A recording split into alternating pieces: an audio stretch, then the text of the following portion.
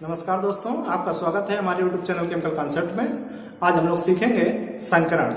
संकरण क्या है, ये कितने प्रकार के होते हैं, इनकी अणुओं की जो संरचनाएं है वो संकरण पर कैसे निर्भर करती हैं। जिन लोगों ने हमारा चैनल सब्सक्राइब नहीं किया है वो इसे अवश्य सब्सक्राइब कर लें ताकि हम आपके लिए निरंतर नई जानकारियां लेकर आते रहें। आइए शुरू करते हैं।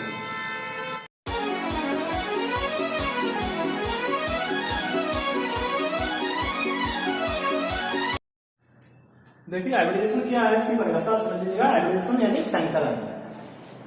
जब असमान ऊर्जा मतलब है कि ऐसा नहीं कि ज्यादा अंतर हो, लगभग समान होनी चाहिए, ऐसे परमाणु कक्षक इसमें पार्टिसिपेट करते हैं। जब असमान ऊर्जा वाले दो या अधिक परमाणु कक्षक आपस में मिलकर ऊर्जा के पुनर्वितरण द्वारा समान ऊर्जा के उतने ही नए संकर कक्षक बनाते हैं तो इसे कक्षकों का संकरण कहते हैं। तो कक्षकों का संकरण जो है वो केवल ऊर्जा का पुनर्वितरण करने के लिए मुख्य रूप से होता है। कैसे, देखिए आप समझ लीजिए इससे। मान लिया कोई दो कक्षक इस प्रकार के हैं, मैंने यहां पर 1s 2s और 2p कक्षक ले लिए। इनमें दो इलेक्ट्रॉन भरे हैं, इसमें भी और इसमें भी कुछ इलेक्ट्रॉन। अब देखो ये जो है यहां पर इसकी ऊर्जा और इनकी ऊर्जा अलग अलग है, क्योंकि ये जो एनर्जी गैप है बीच का, तो ये एनर्जी गैप ही बंद होना है, गैप ही ये जो है समाप्त करना है, तो उसी के लिए संकरण होता है। अब देखिए एक s का और दो p के कक्षक हमने मिला लिए और इनका जो संकरण हुआ उसके फलस्वरूप समान कक्षक बनेंगे जिन्हें हम संकर कक्षक बोलेंगे। तो एक इसका और दो इसके, कुल तीन कक्षक भाग लिए, इसलिए तीन नए संकर कक्षक बन गए, इन्हें हम संकर कक्षक बोलेंगे।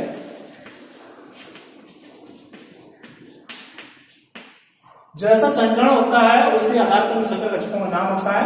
यहाँ एक s और दो p कक्षकों में संकरण हुआ, इसलिए इसे हम sp2 संकरण बोलेंगे। ये कैसे होता है इसके टाइप समझाएंगे, समझ में आ जाएगा। द्वारा कितने बने, तीन नए sp2 संकर कक्षक जिनमें कि एक इलेक्ट्रॉन प्रेजेंट। संकरण के लिए प्रमुख स्थितियां क्या है, कंडीशन क्या है, इसका पहला पॉइंट आप समझ लीजिएगा। पहला तो ये है कि संकरण हमेशा ऐसे कक्षकों के बीच में होता है जिनकी ऊर्जा में ज्यादा अंतर नहीं पाया जाता है, लगभग समान ऊर्जा के होते हैं। दूसरा पॉइंट, संकरण में जितने कक्षक भाग लेते हैं उतने ही नए संकर कक्षक बनते हैं और उनका नाम जो है संकरण के आधार पर रख दिया जाता है। और तीसरा है कि आवश्यक नहीं कि अनियमित इलेक्ट्रॉन युक्त कक्षक ही संकरण में भाग लें, पूर्णतया भरे हुए कक्षक भी संकरण में भाग ले सकते हैं। तो ये इसकी तीन मुख्य कंडीशन है।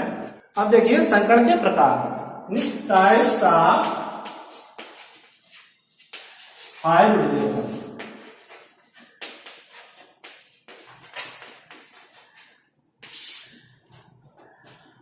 संकरण में भाग लेने वाले कक्षकों के आधार पर संकरण निम्नलिखित प्रकार के होते हैं। तो देख लीजिए आप,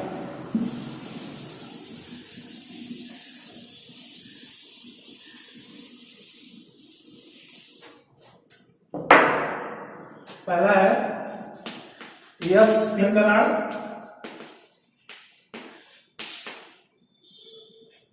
दूसरा है sp2 संकरण,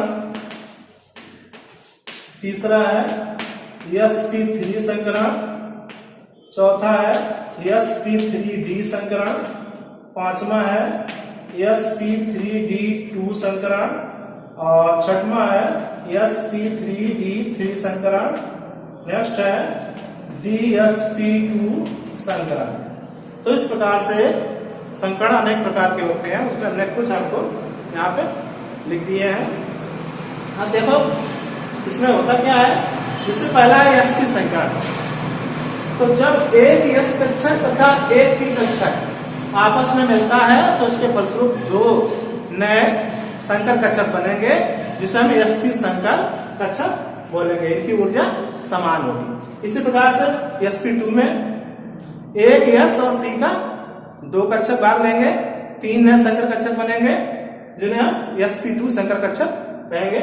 इसमें एक s 3p भाग लेंगे, इसमें एक s 3p कक्षक और एक d कक्षक भाग लेंगे, इसमें एक s 3p और 2d कक्षक भाग लेंगे।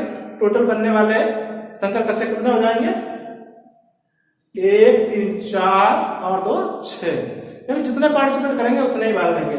इसमें देखिए एक s का 3p के और d के 3, टोटल 7 कक्षक भाग लेंगे और 7 ही नए संकर कक्षक बनेंगे, जिसे हम sp3 d3 संकर कक्षक कहेंगे। ऐसे ये d इनर ऑर्बिटल का है, तो इसलिए d इसमें पहले लिख देते हैं, dsp2 संकरण। तो इसमें एक d का इनर ऑर्बिटल का होगा, एक s का और p के 2 कक्षक भाग लेंगे, टोटल बनेंगे 4 संकर कक्षक। अब देखिएगा इन्हें एक एक करके हम आपको समझा रहे हैं। तो पहला है sp संकरण। कैसे होता है देख लो आप। जब एक s तथा एक p कक्षक आपस में मिलकर समान ऊर्जा के 2 नए संकर कक्षक बनाते हैं, तो इसे sp संकर कक्षक कहते हैं और ये घटना sp संकरण कहलाती है। तो इसका एग्जाम्पल हम देखते हैं, वो हमें देखने को मिलता है BeCl2 अणु में या BeS2 अणु में। तो कैसे देख लीजिए आप, हमने BeS2 काम कर रहे हैं, तो B में आपको मालूम है परमाणु क्रमांक 4 होता है। इसका विन्यास करेंगे 1s2 2s2 और 2p0। इसका मूल अवस्था में हमने ऑर्बिटल रख लिए, ये 1s है, ये 2s है और ये 2p है। इसमें 2 इलेक्ट्रॉन, इसमें 2 है और इसमें कोई इलेक्ट्रॉन नहीं, ये ब्लैंक है। अब उत्तेजित अवस्था में जब एक्साइटेड स्टेट होती है, तब इसमें क्या होता है, एक इलेक्ट्रॉन 2s से अगले 2p कक्षक में चला जाता है। देखिए कैसे, ये तो ऐसे ही रहेगा, एक इलेक्ट्रॉन इसका चला गया इसमें। अब यहां पर एक ये 2s और एक ये 2p, इसका px जो है, ये कक्षक आपस में मिलेंगे और जो 2 कक्षक मिल रहे हैं कौन कौन से, s और p, इसलिए sp संकरण बोला जाएगा। sp संकरण द्वारा कितने नए संकर कक्षक बनेंगे? जितने भाग लेते हैं उतने ही बनते हैं, आपको मालूम है। तो 2 भाग लिए, 2 ही बने, इन्हें बोलेंगे 2 नए sp संकर कक्षक। ये आयुग्मित होते हैं, हर में एक इलेक्ट्रॉन होता है। अब देखिए H2 जो है, इसके साथ में H परमाणु होता है, इसके एक इलेक्ट्रॉन होता है, इसका विन्यास करें 1s1, तो इसमें जो इलेक्ट्रॉन रहता है 1,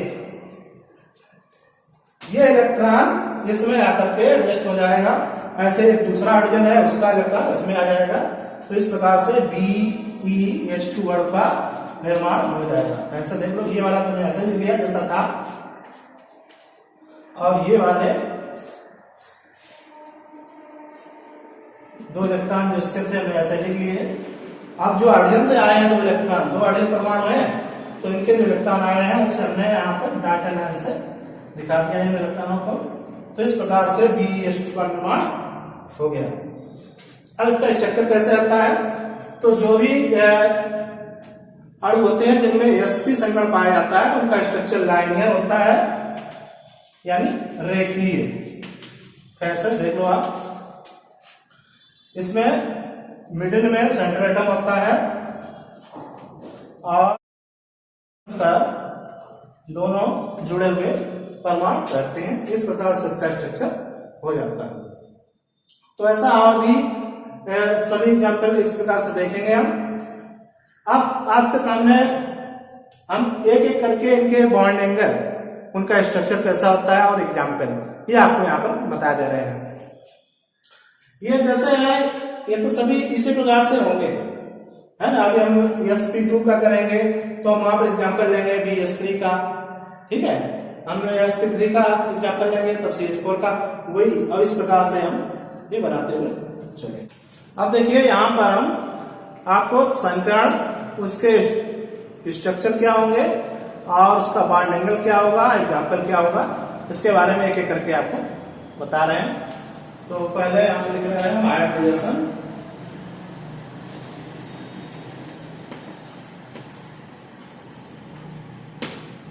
यहां पर स्ट्रक्चर, बॉन्ड एंगल,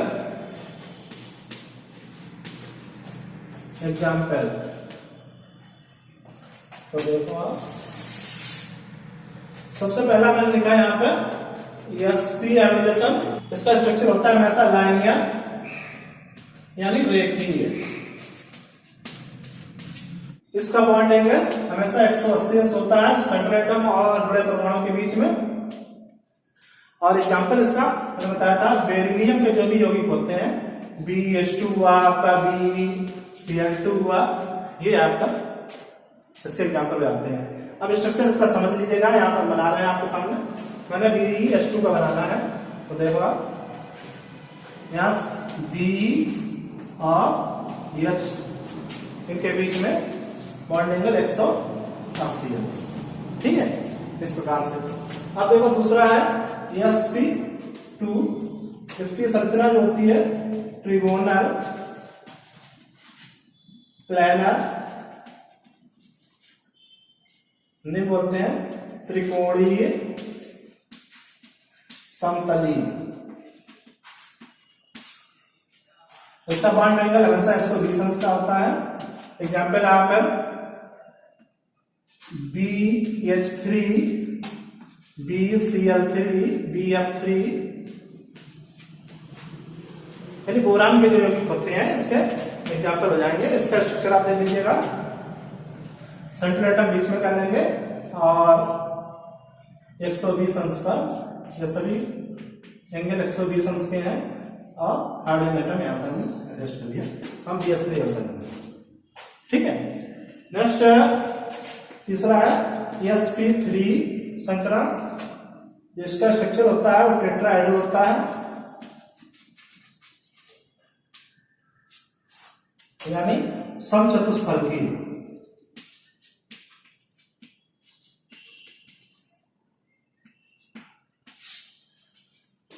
इसका जो बॉन्ड एंगल होता है वो 109 डिग्री और 28 मिनट का होता है। एग्जाम्पल हम यहाँ पे ले रहे हैं CH4, CCl4, ठीक है। इसका स्ट्रक्चर CH4 का यहाँ बना रहे हैं।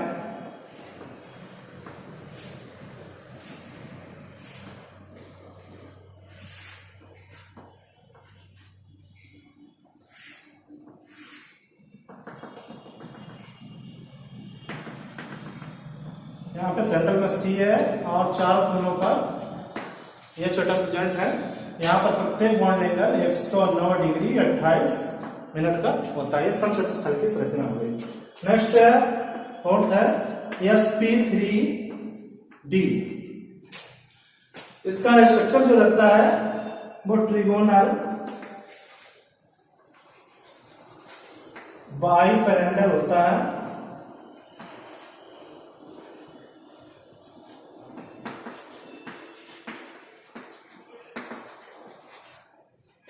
इसमें बॉन्ड एंगल 3 बॉन्ड 120 अंश के होते हैं और 2 बॉन्ड 90 अंश के होते हैं। एग्जाम्पल इसका देखने को मिलता है PCl5 में। देखिए कैसे, P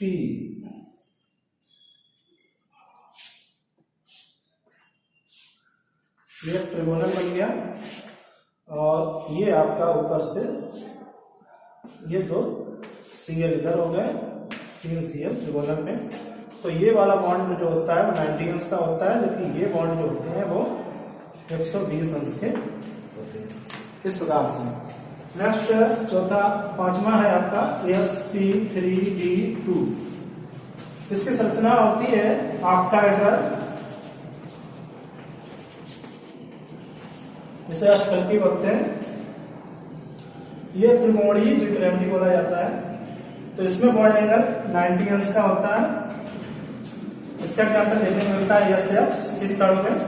देखिए कैसा होता है।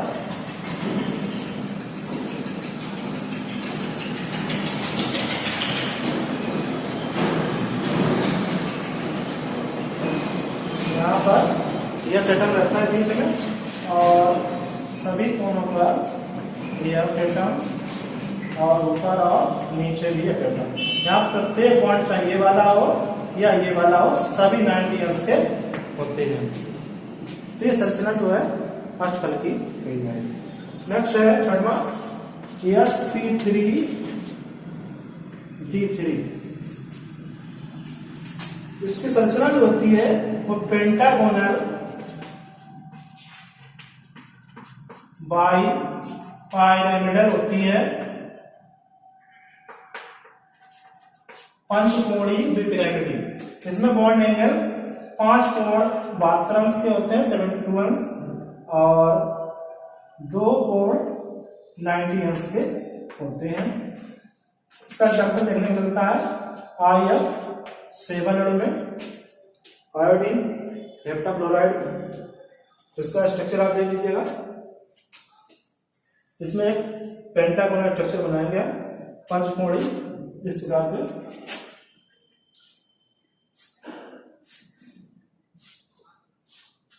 यहाँ पे बीच में आपने आयोडीन रख दिया। ये सभी बॉन्ड एंगल 72 अंश के हैं और एक ऊपर और एक इससे नीचे, ये 2 एटम और इनके इधर रहते हैं। इस प्रकार से ये आपका। नेक्स्ट बताया DSP2। ये इनर ऑर्बिटल बोला जाता है, sp3 के ही समान होता है, लेकिन इसमें अंतर कितना है कि इसमें जो होता है p के तीनों कक्षा में हो जाते हैं, जबकि इसमें एक पिछली कक्षा का d कक्षा के होता है। बनते 4 इसमें भी हैं। इसका एग्जाम्पल, इसका स्ट्रक्चर जो होता है वो स्क्वायर प्लेनर होता है। वर्ग समतली बोलते हैं हिंदी में से। सभी बॉन्ड एंगल जो इसके होते हैं 90 अंश के होते हैं। इसका एग्जाम्पल देखने को मिलता है CuLs3 का होल 4 और डबल पॉजिटिव। इस आय में देखने को मिलता है। स्ट्रक्चर देख लिया इसका।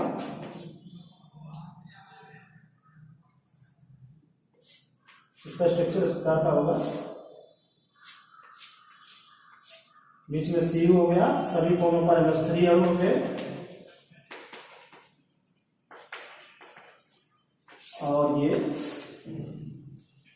Double positive.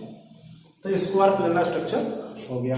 तो इस प्रकार से हमने आपको 7 प्रकार के यहाँ पर संकरण बताए हैं। सभी के एक एक 2 एग्जाम्पल भी बता दिए और उनका स्ट्रक्चर कैसा होता है। अब देखिए, आपसे कोई पूछ दे कि ये अणु एक दे दिया, CO2 कह दिया, कहा इसका आप बताइए इसमें कैसा संकरण पाया जाता है। तो ये कैसे आप बता पाएंगे, इसके लिए एक बहुत ही आसान विधि आपको हम बताने जा रहे हैं। इसे अवश्य आप देखिएगा।